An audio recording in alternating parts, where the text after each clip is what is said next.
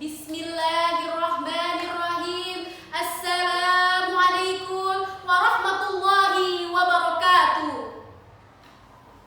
Alhamdulillahirabbil alamin wa bihi nasta'in wa la umri dunya waddin wa ala alihi wa ashabihi ajmain. Amma ba'du. Yang terhormat Dewan Juri yang insyaallah Allah muliakan beserta hadirin rahimakumullah. Pertama-tama yang paling utama, marilah kita panjatkan puji dan syukur kehadirat Allah Subhanahu wa taala yang telah memberikan kita rahmat dan hidayahnya kepada kita semua. Salawat serta salam kita berikan kepada junjungan kita, habibana wa nabiyana kanjeng Nabi Muhammad sallallahu alaihi wasallam, kepada para keluarganya, kepada para sahabatnya, kepada para tabi'in dan tabi'atnya, dan juga kepada kita selaku umatnya yang insyaallah mendapatkan syafaatnya yaumil akhir. Amin amin ya rabbal alamin. Hadirin rahimakumullah. Rasulullah sallallahu alaihi wasallam dinobatkan oleh Allah Subhanahu wa taala sebagai rahmatul lil alamin. Allah Subhanahu wa taala berfirman dalam Al-Qur'an, "Wa ma arsalnaka illa rahmatan lil alamin." Tidaklah kami utus engkau wahai Muhammad illa rahmatan lil alamin, kecuali sebagai rahmat bagi semesta alam. Hadirin rahimakumullah. Rasulullah sallallahu alaihi wasallam dinobatkan oleh Allah Subhanahu wa taala sebagai rahmatul lil alamin. Tentu beliau bukan orang yang sembarangan. Beliau yang akan menjadi pemimpin bagi manusia baik di dunia maupun di akhirat.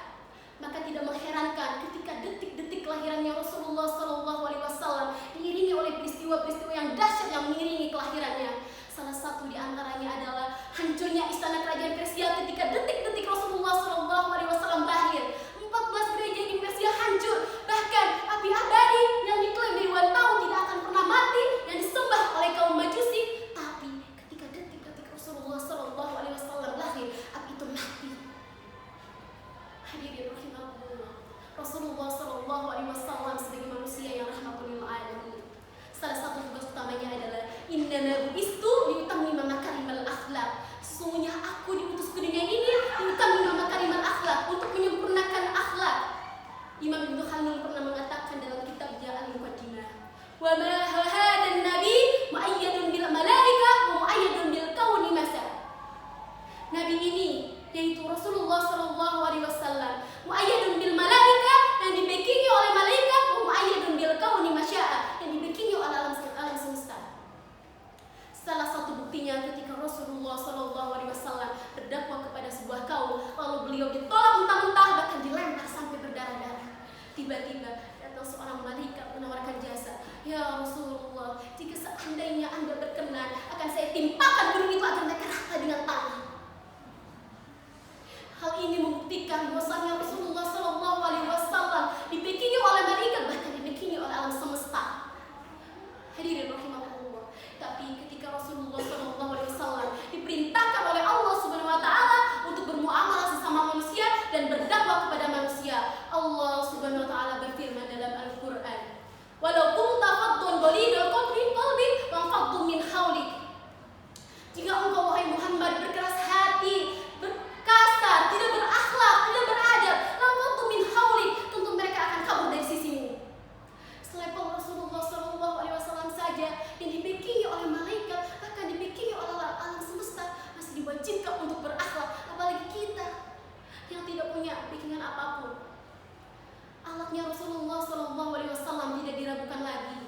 Allah Subhanahu wa taala berfirman, wa innaka la'ala khuluqin 'adzim. Sungguhnya engkau wahai Muhammad la'ala khuluqin 'adzim, berada dalam akhlak yang mulia.